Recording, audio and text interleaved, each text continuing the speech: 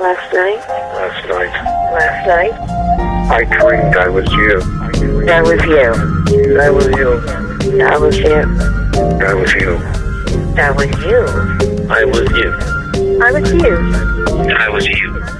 That was you. I was you. So he calls me. I think it's probably 3:30 in the morning. It's when he would usually call me at that point because the chemotherapy was at its height. The chemicals were doing something to his brain.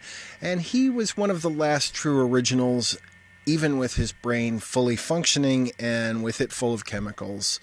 My friend David was unmanageable.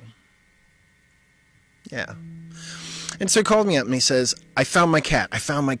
And he'd been looking for this cat for a while. This little cat named Sarah Jane, cute little black and white, just barely away from being a kitten. And she'd gotten loose and run away. And he had taken out into the streets of Baltimore like a terrifying wraith of despair, wearing a long black overcoat and a hat and carrying a giant butterfly net like somebody in a cartoon, and was continually getting caught on the roofs of people's houses and on their fire escapes and in their backyards and in the middle of the street and in the alleys. And people were calling me and saying, hey, I have this note in this guy's coat and it says we should call you. And I would say, was he trying to catch a cat? Yeah, he was trying to catch a cat. But he calls me and it's the middle of the night and I say, I'll come out and take a look. His main complaint is that the cat appears to have gone feral. At least that's what he says. He says, Joe, I don't know what it is. She hates me. It's like she resents me for letting her go. And I kind of roll my eyes and I say, we'll worry about it tomorrow. I'll come by tomorrow. Next day I drive up. I drive to Baltimore, find a parking space, go over to his house, which is a little old barber shop in Fells Point.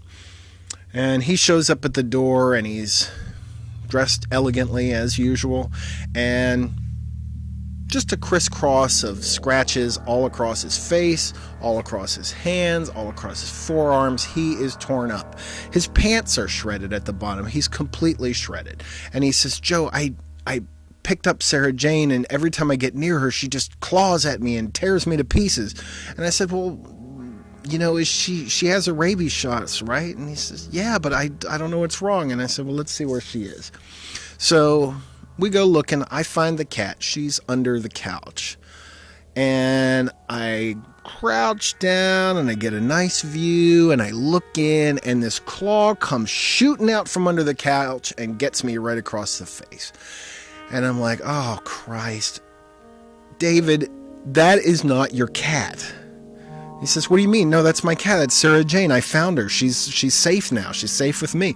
And I said, that's not your cat, because Sarah Jane is this big and she's black and white, and this cat is this big and is orange. You did not have an orange cat before, but now you do. And this is not your cat.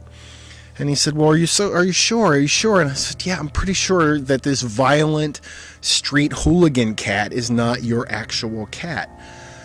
So with a little bit of convincing, I've convinced him that we're going to flush the cat out of the house because it has peed everywhere. It has shredded everything. It has shredded my friend David. And I take at it with a broom. The cat shoots out from under the couch.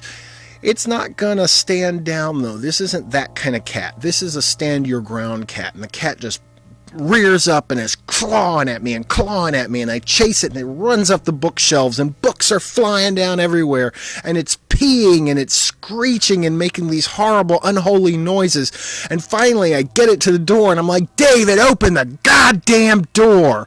And he opens the goddamn door, and I chase the cat out, and it runs out just far enough to be out of the broom range, and then it just sits there and goes,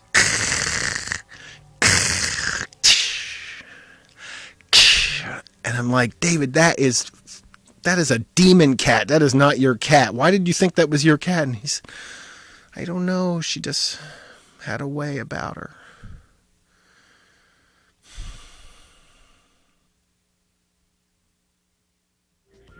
That was you. I was you. I was you.